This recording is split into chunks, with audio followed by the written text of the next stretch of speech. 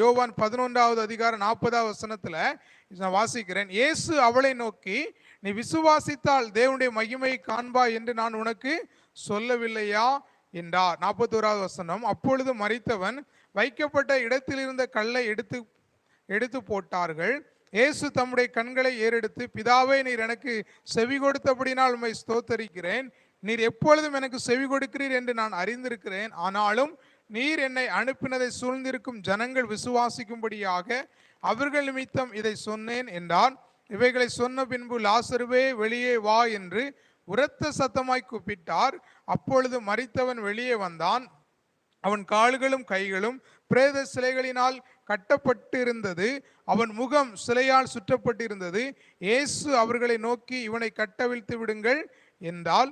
அப்பொழுது மரியாளிடத்தில் வந்திருந்து இயேசு செய்தவைகளை கண்டவர்களாகி யூதர்களை அநேகர் அவரிடத்தில் விசுவாசம் உள்ளவர்களானார்கள். அப்போ விசுவாசிக்கும் போது ஆண்டவர் என்ன பண்ணுகிறார்? அவருடைய மகிமையை நாம் பார்க்க உதவி செய்கிறார். ஆண்டவர் மேல விசுவாசிக்கும் போது நம்ம இயற்கைக்கு அப்பாற்பட்ட காரியங்கள் நம்ம வாழ்க்கையில் என்ன பண்ணும்?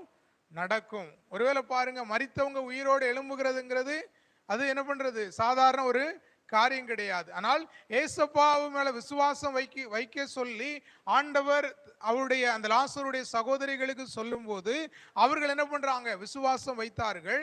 பாருங்க, ஆண்டவர் அவருடைய விசுவாசத்தின்படி என்ன பண்ணுகிறார்? அந்த லாசருவை உயிரோடு கூட அவர் என்ன பண்ணுகிறார்? எழும்ப பண்ணுகிறார்.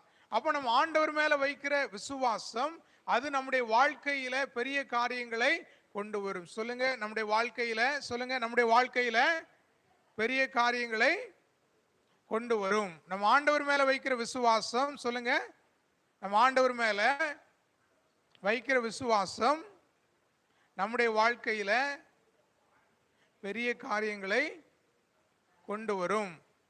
கொண்டு வரும். சொல்லுங்க, முடியாது என்று நான் நினைக்கிறதை நான் ஆண்டவர் மேல விசுவாசம் வைக்கும் போது அவர் நிச்சயமாகவே அவர் செய்வார். அப்போ நம்ம அந்த விசுவாசத்தை நம்ம ஆண்டவர் மேல வைக்கும் போது நம்ம எது நடக்காது நம்ம நினைக்கிறோமோ, எது முடியாது நம்ம நினைக்கிறோமோ, அந்த காரியங்களை ஆண்டவர் என்ன பண்ணுகிறார்? அவர் முடிய பண்ணுகிறார். அவர் மேல அப்படிப்பட்ட ஒரு ஆழமான ஒரு விசுவாசம் நமக்கு வேண்டும். அந்த விசுவாசத்தினுடைய ஆவிய உடையவர்களாக நீங்களும் நான் எப்பொழுது என்ன பண்ண வேண்டும்?